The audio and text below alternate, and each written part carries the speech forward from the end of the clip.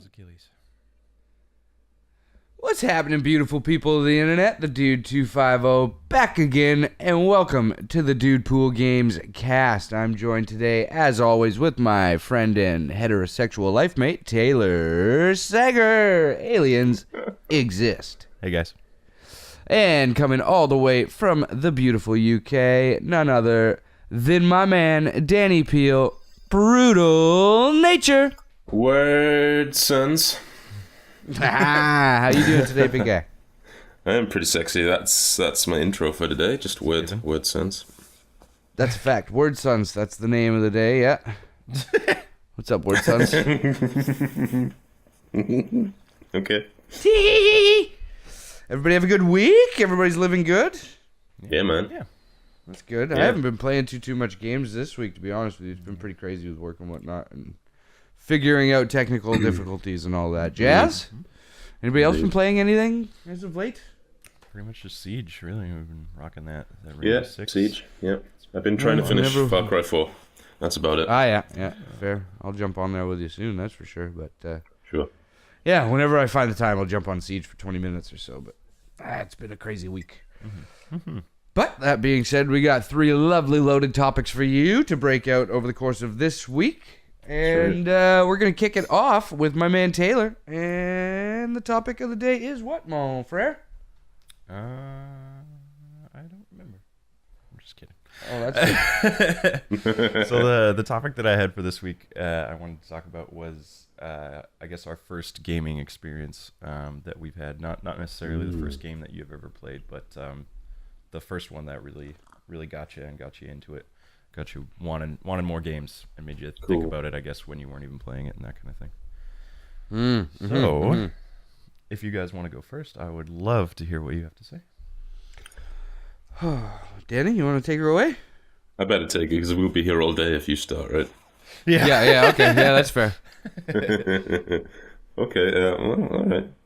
So since you made it, you clarified and you said first one that kind of stuck with you, I would say, for me, going back to, I mean, I know you guys called over there, I think it was the Genesis, the Sega Genesis. For me, it was on the Sega Mega Drive 2.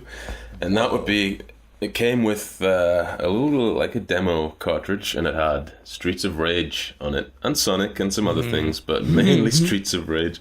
That was like, for me, that was the first time when I saw that again, because I'd played games before then, but it was the first time I saw, okay, games can be really kind of violent and mature and and interesting like that. Plus, you could play it with a friend, right, which was cool. So, yeah, Streets of Rage for me was a real big moment, I guess you would say. Yeah, and you could pull that fucking car in anywhere. It didn't matter where you were. If you were Axel, you press that special button and a car will come rolling in, even if you're on the 10th floor of an office building, and it'll just launch rockets out of the fucking trunk at anybody that's in front of you. So Beautiful good. thing. It was like having Kit from Knight Rider. With drunk rockets. With drunk Kit probably had drunk rockets, even if got you it didn't all. see him. He probably had them. They were there. Yeah. You didn't need to see them to know that they were there. That's right. That's right. Agreed. Kit was from a show called Knight Rider, young folks, with a star They that tried most to people remake forgot, it, didn't named they? David Hasselhoff. But look into him; he's golden. There was like a reboot TV show of Knight Rider, which was not Really? very good. Yeah. I kind of vaguely remember that.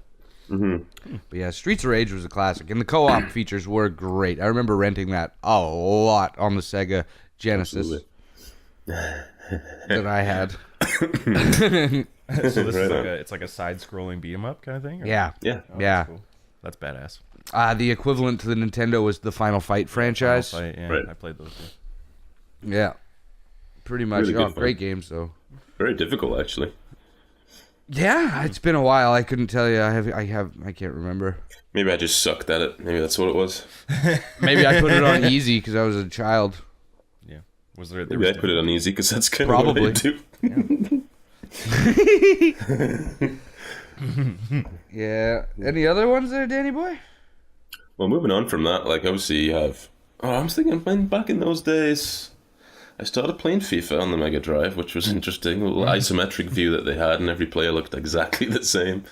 Yeah. Moving on from that, like we're going into PlayStation era, which is like where it really kicked off. Like things like Driver and Tekken and things like that. Just really good kind of games that were making a lot of progress in not just in graphics, but in like what games could be, which was really cool.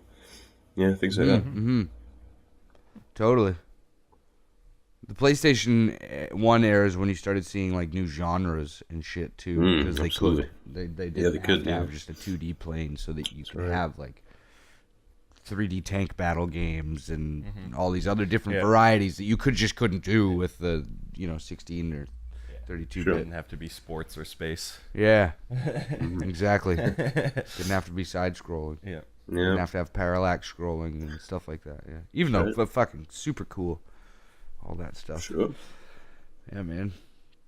So what was the big one on PlayStation for you that stuck? The big one on PlayStation. Like, oh man, like I'm at the stage now in my life where I look back at PlayStation and I kind of mix up PlayStation and PS2 a little bit because it's going back quite a way and my memory's not what it used to be. Yeah, the years tend to blend together as you get older. Yeah, they do a little bit. But I mean, Driver, like I said, I really, really got into Driver. I remember at the time the cars felt so great to throw around. I would just play it for hours, just not even really doing any missions, just driving around because it was so cool.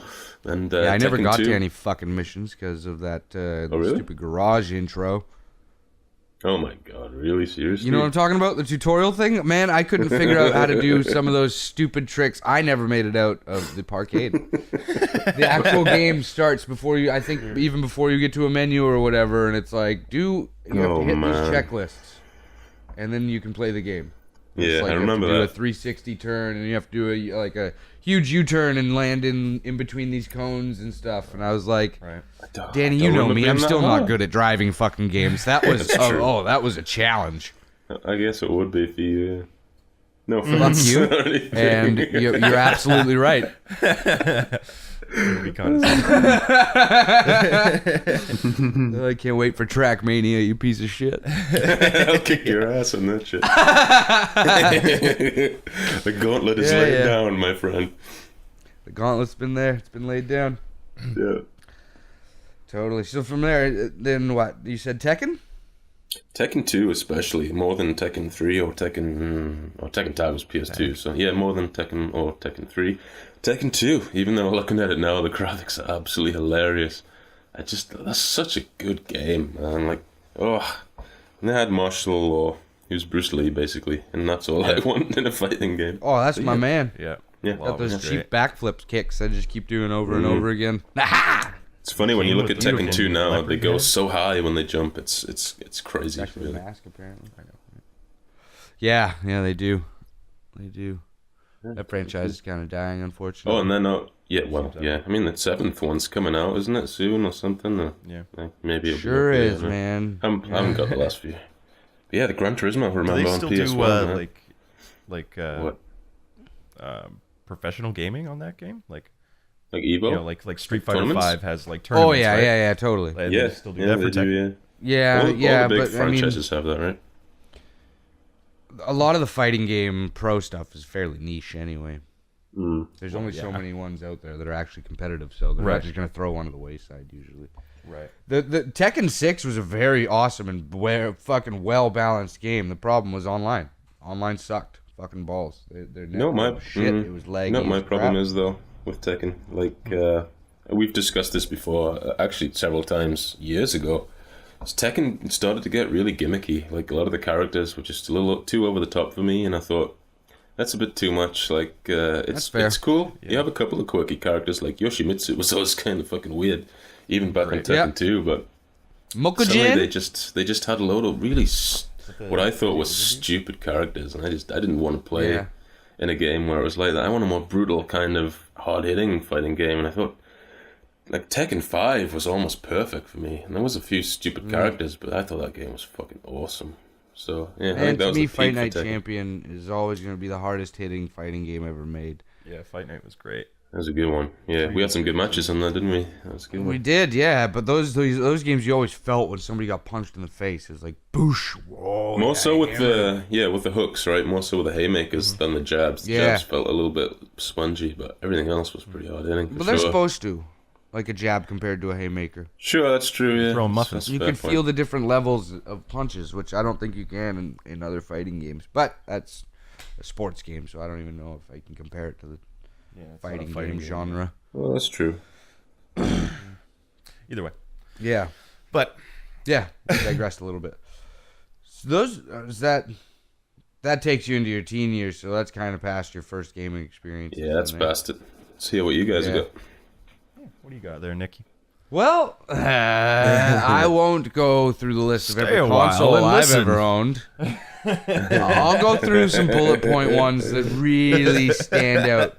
The ones that really stand out and that I can still vividly and actively remember sitting down as a kid and playing. Cool. The first one that comes to mind is Contra. Contra. Contra, 100%. I mean, the first couple games I played were Mario and Duck Hunt and shit like that on the NES. We had it before I was born. My dad had it, but yeah, Contra was the first one that I really sat down with and tried to fucking remember patterns and figure out where enemies would spawn and where they would spawn and go to school and talk about it with my friends and converse over which weapons were best for which levels and shit. That's awesome. Right. Oh, and it was so intense because I didn't know about the Konami Contra code. Yeah. I didn't have internet. My friends didn't have it. We didn't have subscriptions to fucking magazines and stuff like that. So I didn't have the 30 lives. So it was literally like a daunting task. But I beat the game without the code. With like the five or four lives it gives you right off the jump. Right. Which was Give me a fucking clap. intense. It took slow clap from Dan. years of doing this. Thank you for the slow clap, Danny. It wasn't a slow clap. It was a regular clap, just quietly. Fine. Well, slow it down Okay, in thank you post. for the quiet. Yeah, I'm gonna slow that whole scene down. Yeah, that was the one that I really remember like conversing with people over schools with. The other two that really stand out to me are Metroid on the Game Boy. That was before Super Metroid. Right. It's actually, I think it was the first Metroid. Was there one? No, there was one on NES. Yeah, I'm pretty sure there was. There's NES, Game Boy, and then Super Nintendo. But the one on Game Boy was the only one that I actually owned. But I played the living shit out of it, whether I was either at home or in the car or at school or wherever, because it was this giant gray brick that I had in my hand that had two colors, black and green. Not really green. It was more like a tan. It was weird. But, yeah, that game was awesome, because it was also another one that it was a different time of gaming. There was no map.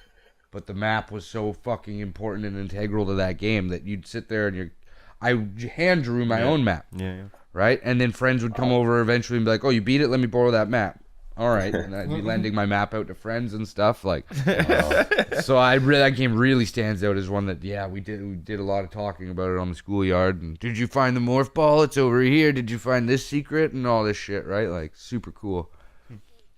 Yeah, that was another one, and then Double Dragon Oh yeah. was the other NES one that me and my friends would just play the living shit out Right. of. Because you could do two-player co-op, and it was just like, Streets of Rage, but Yeah. Right.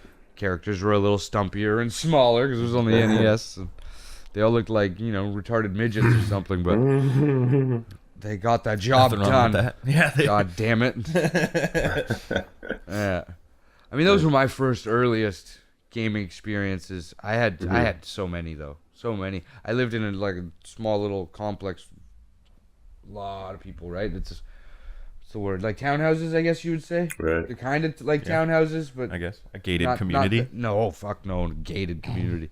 No. You're This in the was rich part of town, It was right? low income housing. Is what it was. It was the Canadian edition of the more right. projects. Just All the less. Vietnamese people. I know. Of the ghetto stuff. Death That's and waiting for you to drugs. say that. That stuff was there, just not as prevalent because we're in Canada and we're friendly. It's more like, hey, fuck you, eh? That's our ghetto. That's the sorry. drive-by insulting. That's a drive-by, yeah. They drive by and they're like, fuck you, eh? Yeah, that's it. Yeah, but That's cute. a lot of kids would always come over and they'd just bring whatever games they had, and we'd just have piles of games, and we'd have game nights. Yeah. And Right. so many times we'd just be sitting there. Like, most of my memories are Super Nintendo, Right. right? A lot of Mario Kart. Yeah. A lot of Mario Kart with my sister and shit like that. Oh, it's great. What about you? What was your earliest experiences? Yeah, definitely the first games that I played. Obviously, Duck Hunt, Mario 3. and the other Marios for NES and shit like that. Yeah, we had a NES. I guess it was my brother's or something. I don't know. I remember we got a Super Nintendo when I was fairly young, and I got Toy Story. Oh God, yeah. Super Nintendo, which was a great game.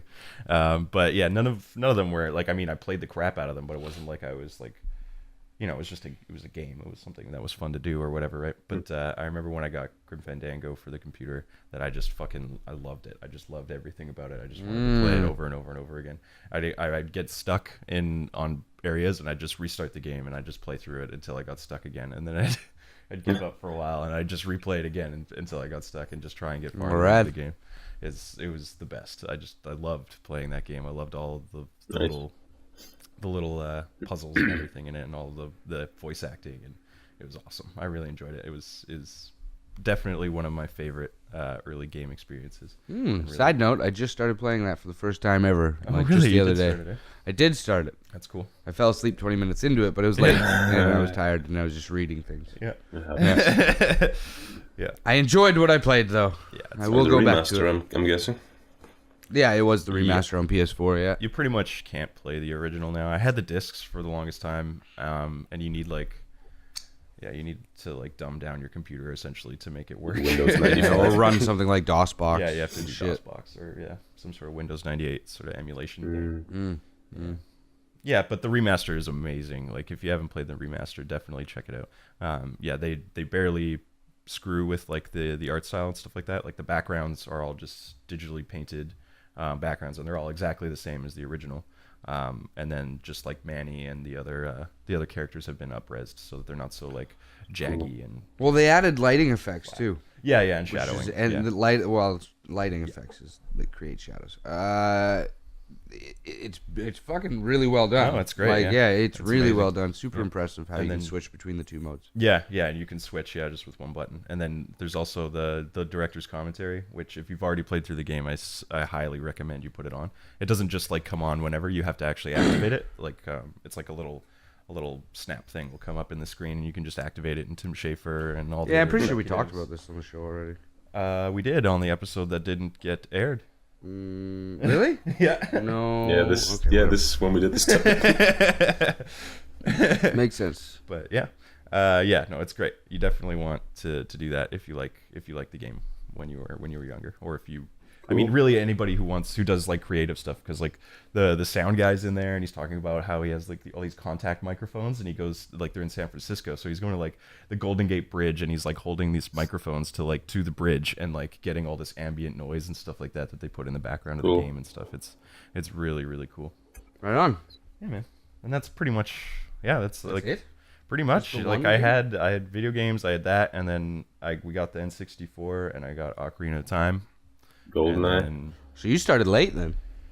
Well, I'm younger than you, right? So only by 3 years. But yeah, I did. We didn't get a lot of games when I was a kid. Like we had Super Mario World for the Super Nintendo and Toy Story, and I guess when I say someone started late, it's hard for me to. I shouldn't compare them. I started at like fucking 4. Yeah. Like I was playing the NES and the SNES like before I was 6 for sure. But I mean, yeah, it was when I got that for the computer that I started playing that, and then playing like Duke Nukem and Doom on the computer, and then we got the N64, and then I got Ocarina, and that's when I started like conversing with friends at school about it, and like trying to get through areas, and just like talking about different stuff, and like totally loving the game. Oh, I remember that, man. Ocarina of Time was like must have been grade 7. About that. What year did it come out?